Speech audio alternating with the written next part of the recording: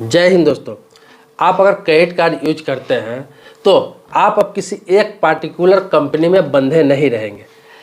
आपको बता दूं, आरबीआई ने क्रेडिट कार्ड धारकों के लिए बहुत सारा अपडेट लाया है, जिसमें से एक अपडेट आज बताने जा रहा हूं जो आपके लिए बहुत महत्वपूर्ण है। ये 6 सितंबर 2024 से लागू होगा।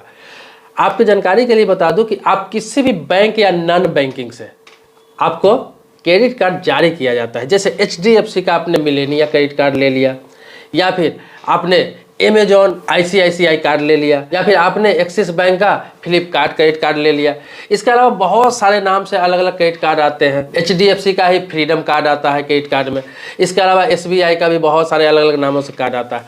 लेकिन होता क्या है कि आप जानते ही हैं कि जितने भी कार्ड जारी करने वाले हैं कंपनी है, उसमें अधिकतर अमेरिका की कंपनी है, और इसमें से मुख्य 2 कंपनियां हैं जिसका नाम है वीजा और मास्टर कार्ड।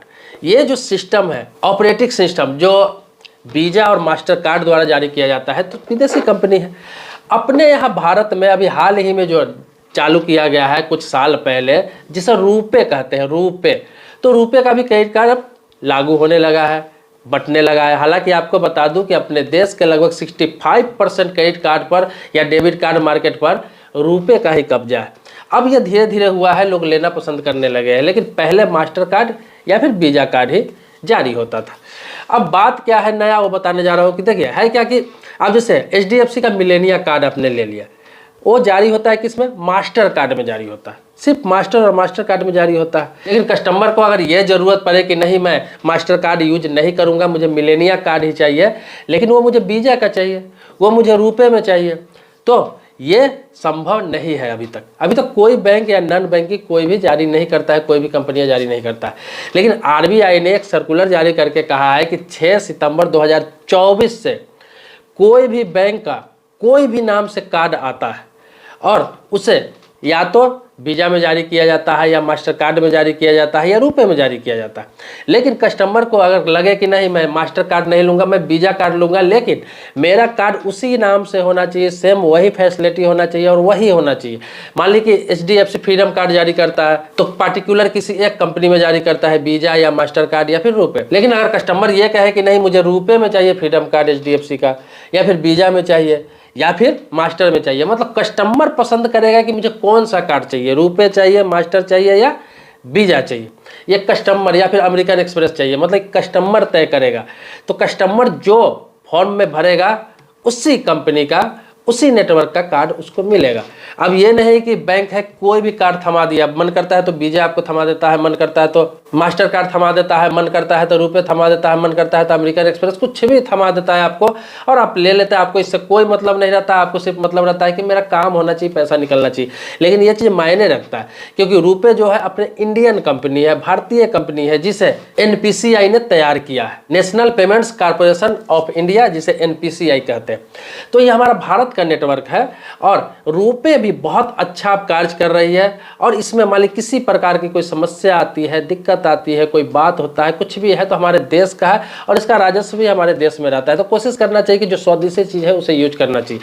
तो आप कोई भी बैंक अगर 6 सितंबर 2024 के बाद कोई भी बैंक आपको कोई क्रेडिट कार्ड जारी करता है, अगर वो मास्टर कार्ड में है या फिर वीजा कार्ड में है, अमेरिकन एक्सप्रेस में है उसका नेटवर्क, तो आप ये कह सकते हैं मुझे सेम कार्ड चाहिए लेकिन रुपए में चाहिए, सेम फैसिलिटी चाहिए लेकिन रुपए में चाहिए, हर चीज़ सेम रहेगा, लेकिन ये कार्ड मुझे रुपए में चाहिए, तो आपको रुपए में जारी कर दिया जाएगा। तो ये इसलिए भारत सरकार और आरबीआई ने मिलकर इस तरह के लागू किया है कि इसको लागू होने से फायदा क्या होगा कि रुपए का नेटवर्क और भारत में विस्तार होगा। आपको पता ही है कि हमारे देश में 1 अरब 40 करोड़ की आबादी है, मतलब 140 करोड़ प्लस आबादी है। और जितने भी विदेशी कंपनियां हैं उसमें से 90% कंपनियां का नज़र भारत पे ही रहता है, भारत के मार्केट पे ही रहता है, क्योंकि आबादी बहुत है और यहाँ से इनकम ज़्यादा आता है, उपभोक्ता ज़्यादा मिलते हैं, कस्टमर ज़्यादा मिलते हैं। लेकिन अगर वो सिस्टम अगर हमारे भारत में तैयार हो जाए, अगर भारत में ही लोगों का इनकम हो, भारत में ही राजस्व रह जाए, भारत का चीज़ ही हम यूज करें, तो क्या दिक्कत है अगर सेम फैसिलिटी के साथ हमारे भारत में ही सब चीज़ मिलने लगे। जैसे यूपीआई है अभी, यूनिफाइड पेमेंट सिस्टम, जो हम फोन पे, गूगल पे, पेटीएम, ये जिसका जो नेटवर्क है, जो वो यूपीआई जिसे हम बोलते हैं, वो यूपीआई हमारा भारत का है। अपने देश का है। अभी तक विदेशों में बता दूं कि विदेशों में अभी 2-3 देश ही हैं जो इसे एक्सेप्ट किया है। जैसे मैं आपको बता दूं, फ्रांस ने अभी हाल ही में एक्सेप्ट किया है और भूटान। इसके अलावा कोई देश इसे एक्सेप्ट करने के लिए तैयार नहीं है। अमेरिका, ब्रिटेन ये सब तो एक्सेप्ट करने के लिए तैयार ही नहीं है। ऑस्ट्रेलिया, न्यूजीलैंड ये सब तो तैयार ही नहीं है, नाम लेने तक के लिए तैयार नहीं है। कहता है भविष्य में देखेंगे इसको। तो जब हमारा नेटवर्क विदेशी कंपनी या फिर विदेशी लोग लेने के लिए तैयार नहीं है, यूज करने के लिए तैयार नहीं है, तो हम क्यों उसका तैयार करेंगे। तो ये जो सरकार है, अभी वर्तमान में सरकार है, तो देखिए अचानक किसी का कोई काम बंद नहीं कर सकता। आप किसी देश में किसी को काम करने से रोक नहीं सकते, लेकिन तरीका चेंज कर सकते हैं, नियम चेंज कर सकते हैं, कानून चेंज कर सकते हैं। तो सरकार क्या चाह रही है कि इस तरह का उपभोक्ता को अधिकार दे दिया जाए, हक दे दिया जाए, ताकि ये क्या होगा कि उसके हिसाब से वो जो लेना चाहेगा, डेबिट कार्ड हो, क्रेडिट कार्ड हो, कुछ भी हो, कि मुझे रुपए का ही चाहिए। जो फैसिलिटी वीज़ा देता है, जो फैसिलिटी मास्टर कार्ड देता है, जो फैसिलिटी अमेरिकन एक्सप्रेस देता है, वही फैसिलिटीज मुझे इसमें चाहिए, लेकिन कार्ड मुझे रुपए चाहिए। अगर जिस दिन उपभोक्ता ग्राहक ये डिमांड करने लगे तो मैं आपको बता दूं कि ये विदेशी कंपनियां खुद ब खुद चले जाएगी, इसे भगाने की जरूरत नहीं पड़ेगी।